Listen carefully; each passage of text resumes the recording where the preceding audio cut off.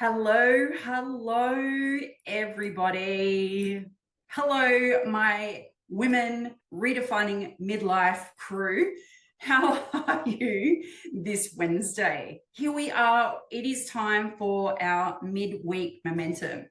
And I know when we were in this session last week, for where I am in Brisbane, Australia, there was the doom and the promise and the threat, I suppose, of a cyclone coming. And we got in the live thinking, who knows what the next week is going to look like?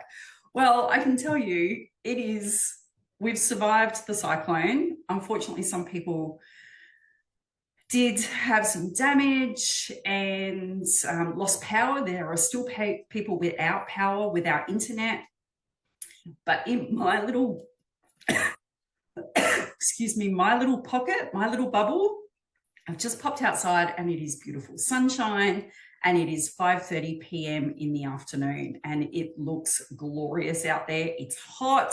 Still got my fan on. It's amazing. It's amazing what a difference a week can make. And it's really hard to believe that it non-stopped rain for, I think it was 3 days. So if you were to look out there right now, you would not know that at all. Anyway, that's enough about me. We're here for you. Hello, welcome. Let me know in the comment, how is your week going? Mine obviously it's been really up and down. There was a lot of exhaustion around, if the cyclone was really going to come and how bad it was, and are we all going to have enough food and will we have enough power? And there was lots of waiting. And then, it's kind of then 3 days of rain. So it's been a really up and down week since I last spoke to you. And I'm not going to lie, I was exhausted by it all. Monday and yesterday, I was just totally exhausted by it all. So that's a description of my week. I couldn't put this into emojis, but do let me know, how has your week been? Because not everybody has been facing a cyclone, and I'm very pleased about that. So here we are. Hey, Wendy. Yes, we're all safe and sound. Everything is fine. It was pretty sad, I have to say, to see some of the things that were happening for people. And because we live not far from a brook, so there were, a bit of a fear around that. But yeah, everything's safe and sound where I am. And like I said, it's beautiful and warm. Hello, Moana. Nice to have you on here as well. Yes, everybody is safe. Buena is in the Philippines, and I know she's nice and hot today as well. So it's not just me. We got Crystal with us. Hello, Crystal. Yeah, Crystal is also in Brisbane, and it has definitely been a week. Exhausted is definitely how I was feeling. But again, that was mostly just from the waiting game more than anything else. So it gave me plenty of time, though, to think about what we would cover in today's midweek momentum.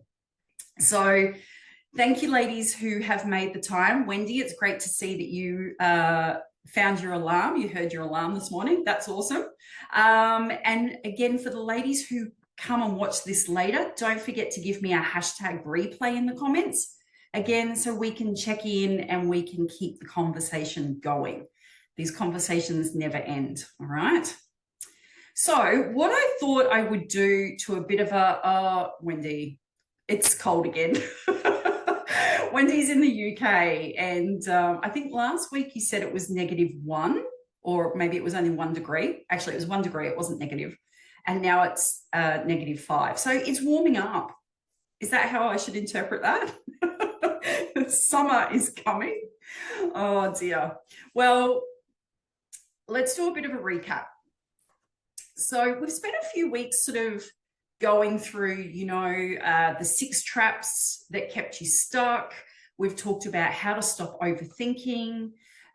We have also, what else did we cover? We talked about how to trust yourself again, because we've spent so long listening to everybody else and the stories that everybody else has for us that we lost track of ourselves and don't necessarily now feel like we can trust our decisions. We talked about that. And last week, we talked about the unapologetic boundaries. So how to set those. So I know a few of you set some, you accepted the challenge and you decided to work on a particular boundary last week, even if it was just a very small one. Now, wanting to check in, how did you go? Is there still more work that we need to do on the unapologetic boundaries, or just even setting boundaries? Remember, one of the things was not to over explain. So not to say, sorry, I can't, but, you know, or because, and then go into a really long explanation. That's definitely one of the things that I used to do. And I'm not going to lie, I still fall back into that habit sometimes. So I'm wondering how your little challenges, not so little, went for you. So don't lose sight, even though, you know, I move on to another topic each week. The whole idea is that these are working with each other, right? It's a flow on effect. So it doesn't mean that we've done the work on our boundaries or trusting ourselves again or overthinking. What it means is that we're just looking at now how it all fits together, because they're not isolated topics. Life isn't isolated. Each issue, each celebration, the positive, the negative, however you want to look at it, it's not isolated, right? They all go together. They all build life. They build the big picture. And so that's what these topics do as well. So that was last week. And again, I had some great feedback, which I really appreciate from the ladies who reached out to me. But I do know that there was still then some kind of hesitations about, well, I just don't really have enough hours in the day.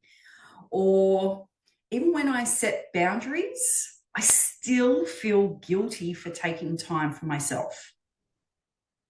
Okay. Or even you might be thinking, well, it's okay to say no more to the things that are not bringing me energy, but my calendar and my schedule is still packed. They're jam-packed. How am I supposed to fit anything in? Right? And I know that feeling, because on a Monday morning when I wake up and I check my calendar and think about, you know, what Monday, then the rest of the week are going to look like and what my focus is for that week, my initial thoughts are, shit, there is a lot in my calendar. What does that all mean? When do I get time to go to the gym, or when do I get time to go for a walk, or whatever the thing is for me? So if that sounds familiar, this live is definitely going to help you with that. All right. This is the right place. We're really talking about how to stop putting yourself last and start to reclaim some of your time. Okay. So that's what we're focusing on today. So let's kick in. Let me just check. Has anyone got any questions yet? No, not yet. Wendy, spring's around the corner. It sure is. We're jumping into autumn. Still feels a little bit summery, but yeah. Mother Nature likes to decide when we jump into the new seasons, right? It's not always by a calendar. All right, so let's jump in today. So, you know, let's look at 101, put your phone on silent. Let's look at why midlife women struggle with prioritizing themselves. Let's do it. So it's important for us to look at or to consider, why do we feel like there's this never enough time for ourselves challenge, right? Why are we challenged by that? And the reason we look at why is because why is where the initial challenge comes, okay? And this is where we can really learn. So what you're going to notice if you're new to my lives is that we always have to delve into the why. If we're coaching together, if you are one of my clients, you'll know I will always go back to why. Why do you want that? Why are you chasing that? Why is this important to you? Why are you busy? Like, the why is really where we get curious, and it's where we start to find out where the real challenges are. So we've got to explore the why. So it also helps us understand. So that's what we're going to do today. Why do we feel like there's never enough time for ourselves? Well, one of the reasons is because we've been taught that our time belongs to others. Now, I know I refer to mums a lot, right? You don't have to be a mum to feel this way. You can be a sister, you can be an auntie, you can be an employee, you're a caregiver. It doesn't matter. All I know is from the moment we were born as women, we became a partner or an employee, or we became somebody to something. We became somebody to somebody. And from that moment, we were conditioned to believe that your needs come second or third or fourth or last. There's always somebody in front of us. We also were conditioned to believe that it's selfish to take time for yourself when others need you. Or we've also been conditioned to believe that if you're not busy, you're not valuable. Which then leads into the next issue, and that's that we wear busyness as a badge of honor. We are in a generation, in a cycle of the life where everybody believes that you've got to be busy. Busy, busy, busy, busy, busy, busy, busy. Calendar's full. Got lots of things to do. I'm double booked. Like, I've got no time. It's become a badge of honor, right? I kind of refer to it as the hustle. So for a while there was, just all these memes, and even in leaders and managers and business coaches, and everybody was talking about the hustle. If you're not hustling, you're not successful, right? If you're not in the grind, doing the hard work, what are you doing? Now, these are all intended to be motivating. And I guess in a way it worked, because it made everybody hustle, hustle, hustle, hustle, hustle. However, now all we hear is, and tell me how often you hear women say it, or how often have you said it, I'm just so busy. I have zero time for myself. Or when we're setting boundaries, I wish I could, but I don't have time.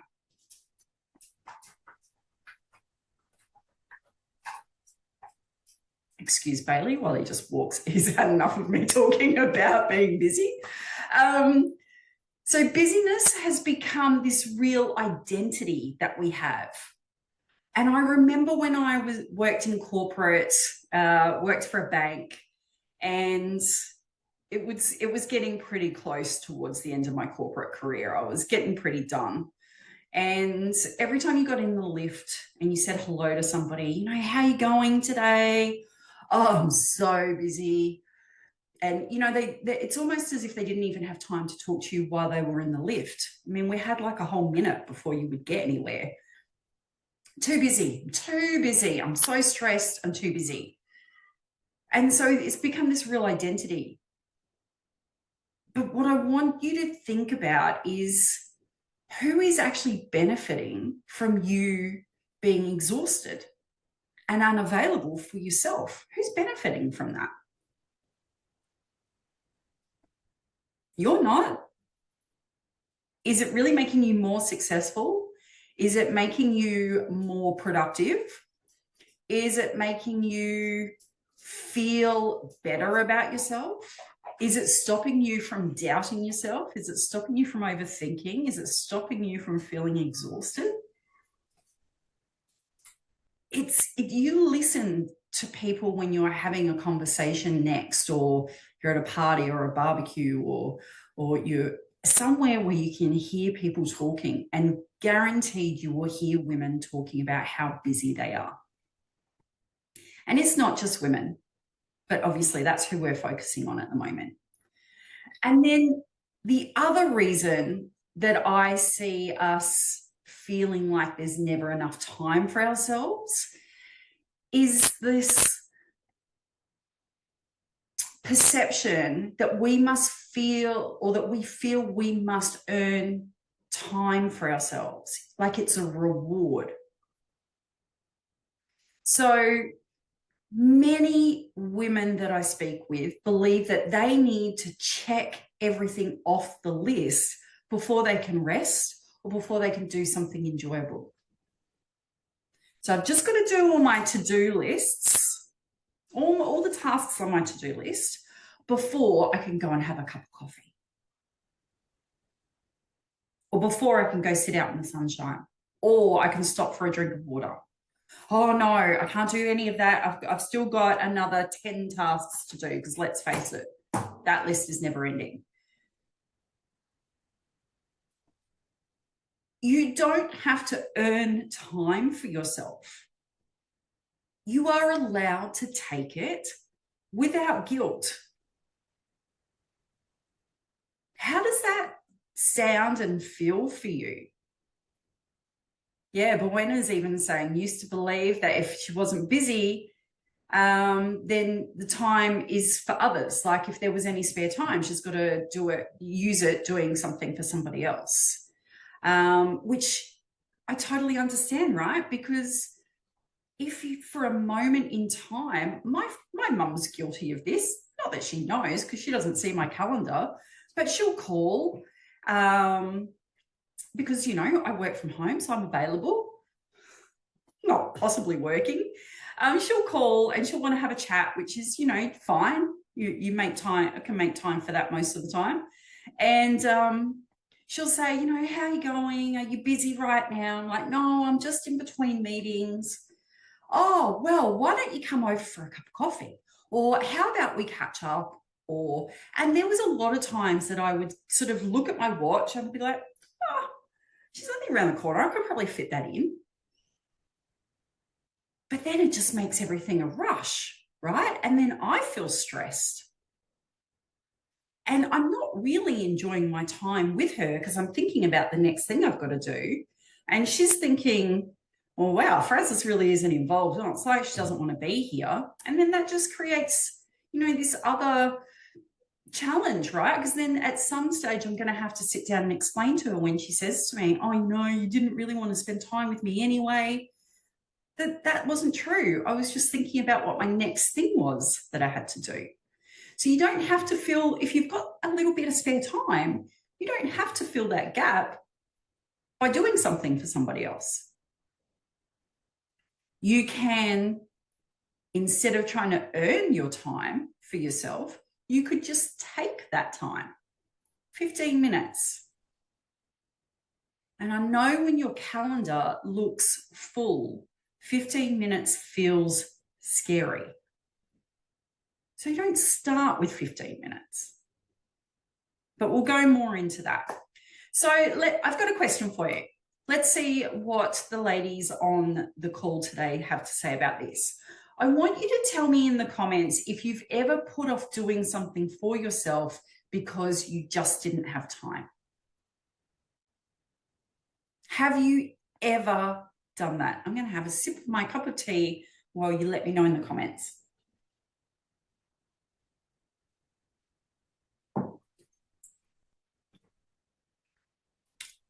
Let's have a look, ladies. Have you ever put off doing something for yourself because you just didn't have time? For me, years ago, it was I actually just wouldn't eat. I wouldn't go and make myself a meal, or I wouldn't have prepared food to take for lunch.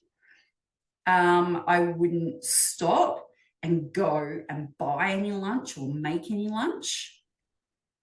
And so I found afterwards I was binge eating in the afternoon. I was starving, couldn't concentrate. I was really tired. I was cranky. I was really eager just to go home. I wasn't focused on what it was I was doing.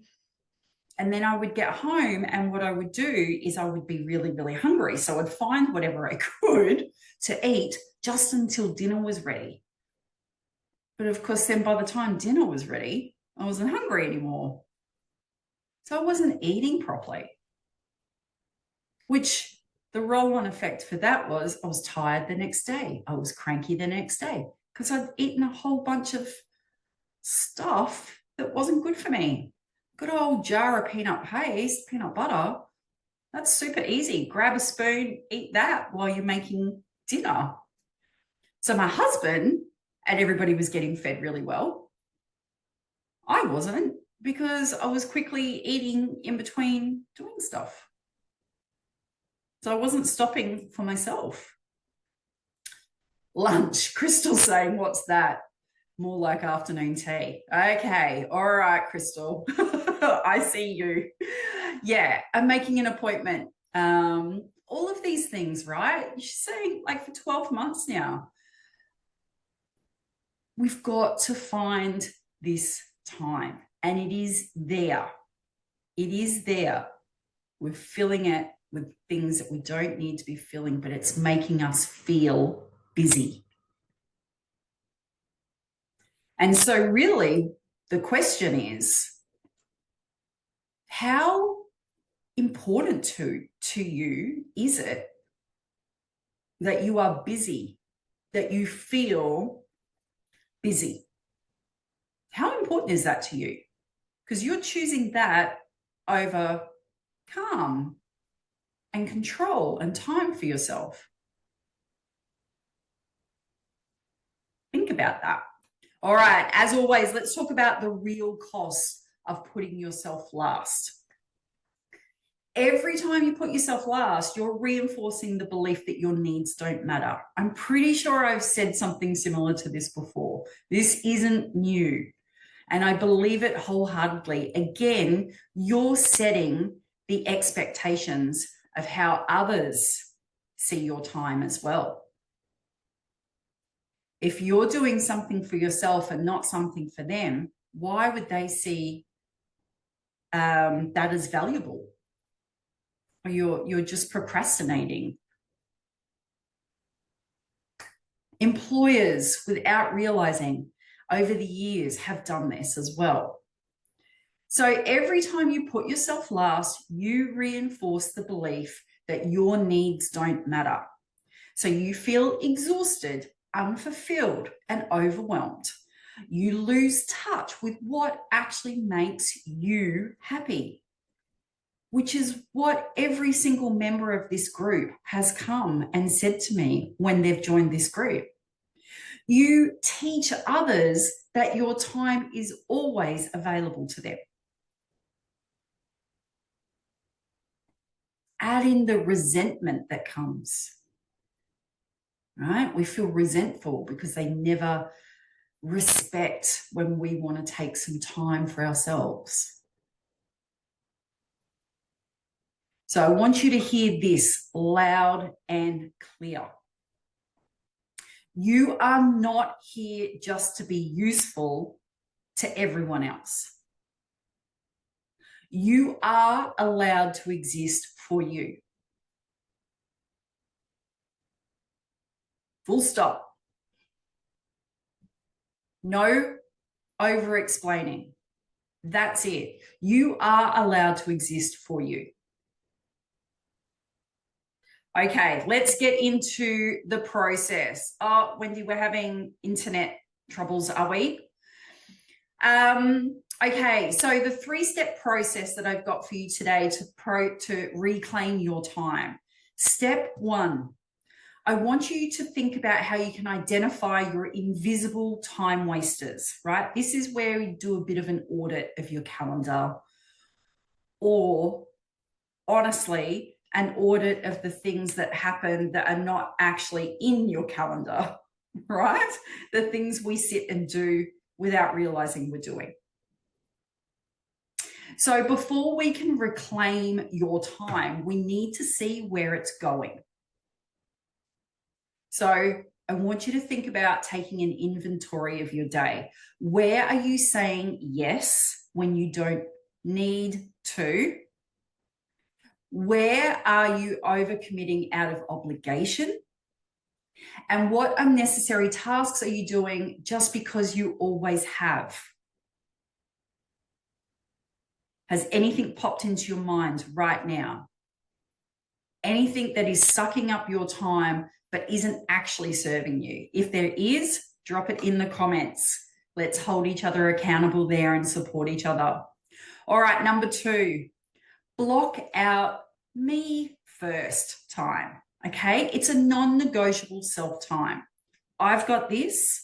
I've got it from 6 a.m. to 9 a.m. now. I've spread it out a little bit further. So I won't take meetings. I won't log on, though the cyclone kind of broke that habit. So I need to get back into that. But it's time that is actually put in, and it says non-negotiable self-time. Now, if I choose to go to a conference or networking or a meeting, that's because I believe that it's going to add something for me. So I want you to think about, if your time is always flexible for others, you will never have time for yourself. So the action for you on this one is to start scheduling yourself in first. Okay? Treat it like it's a non-negotiable meeting. If you're using a calendar, if you have an electronic calendar because you're working in some sort of role where you need that, like I do, anything that comes in where people try to book during that time just gets declined. In fact, most links won't even now allow you to book me in during 6 to 9. Okay, it's non-negotiable. Even if for you, if it's just 10 minutes a day, I didn't start off having that much amount of time. But what I've realized is by the time I've walked my dog Bailey, by the time I've had my coffee and my breakfast, by the time I've taken a shower, and by the time I've done my journaling or my breath work that I've just started, it gives me a chance to do that little bit of learning or personal development that I want to do, so that I can use that and add that and come into my day knowing that I am in my best place. So just 10 minutes a day can shift everything. That's where I started. And it's taken me about 2 years to move to having 6 to 9 every day. All right. So your challenge is to pull out your calendar and block out one time slot this week that is just for you. And Crystal, I'm thinking this might be the time that it is just you for lunch. Okay. It might be that time. Okay. Step number 3 of how to reclaim your time. This is really where we want to stop feeling guilty and start saying, I deserve this. The words you use and the way you speak to yourself matters. Okay, this isn't about mindset. This is about self-love and self-respect. Guilt is what stops most women from taking time for themselves. Now, when you take time for yourself, you don't just benefit, you show others how to respect your time too, okay? So your action is, every time you feel guilty, I want you to replace it with, I am worthy of my own time. Taking time for me is an investment, not selfishness. Or I deserve joy, rest, and pleasure just as much as anybody else. Is there one thing that you'll do for you, just you? Do it just for you. No guilt this week between our midweek momentums. So today I really wanted to be able to, I guess, uncover why you've been putting yourself last and then how to reclaim that time.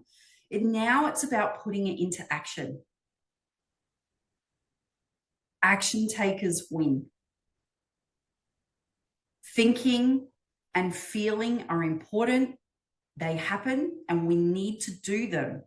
But we can't allow them to keep us stuck or in a loop.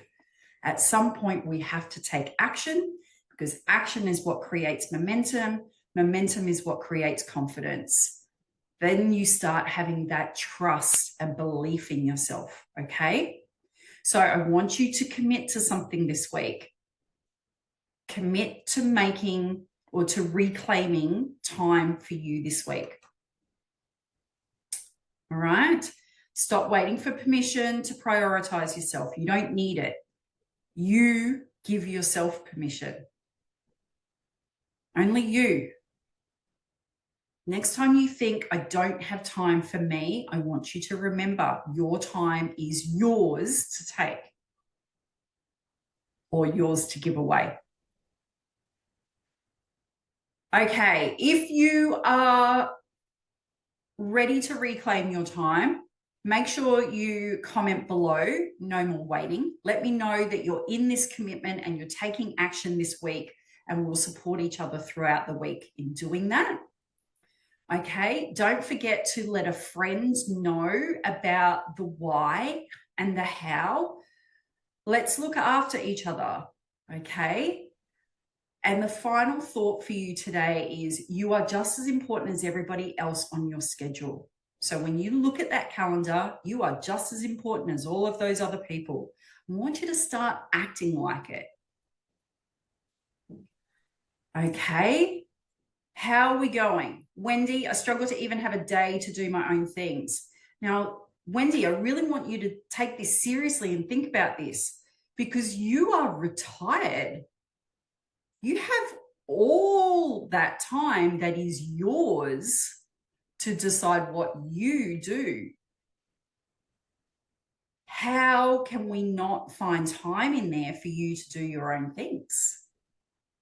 All right. Crystal's saying she's guilty of procrastinating on real tasks by doing meaningless time wasting tasks, which burn up the time. Crystal, I'm right there with you. I absolutely am guilty of this as well. So let's hold each other accountable. Let's support each other through this one this week. All right. I know we've got a meeting booked in, so we can talk about that then. All right, ladies, thank you so much, as usual, for spending this 30 minutes with me. It's so hard to keep it to 30 minutes. I could talk for an hour easily, as you know. So Wendy is going to focus on looking at her calendar and where she can find time for herself every day, or at least once a week, Wendy. I'll be following up on you, checking. Crystal and I are going to support each other with not doing the meaningless tasks. And I'm pretending it's scrolling my phone. Sometimes it is that. And I say, oh, I'm just chatting to clients. That's what I started off doing. And then I got caught by the next shiny thing. All right. Buena, I know, has been focusing on drinking water. We've been working on that together and she's definitely getting there. She loves having her nails done. I'm going to talk to her about that.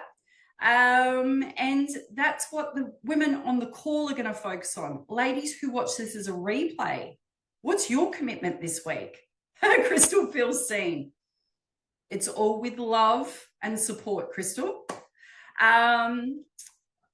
Ladies who watch this as a replay, let us know. Come on, we've got women here who are making a commitment and they're showing some vulnerability and they should be supported in that. Let's have the ladies who are watching on replay do the same.